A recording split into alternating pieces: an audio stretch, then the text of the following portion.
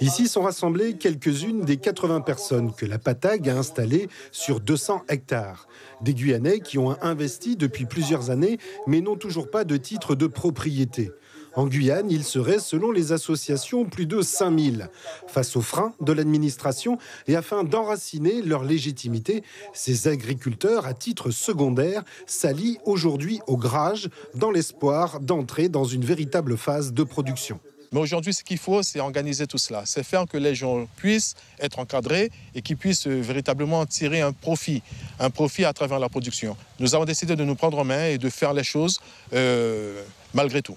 Et faire les choses malgré tout, c'est produire. Car le but final du combat politique et de la revendication foncière, c'est atteindre une forme d'indépendance alimentaire. Pour le grage, face à cet objectif, les plus réactifs sont des agriculteurs à part entière. Ces gens-là, ils sont là, ils ont investi sur leur terrain, ils ont planté pour certains. Donc nous disons, voilà, si ils ont besoin d'un soutien, d'un appui, ben on sera là. Yanawasai, c'est donc le nom du projet que porte le grage.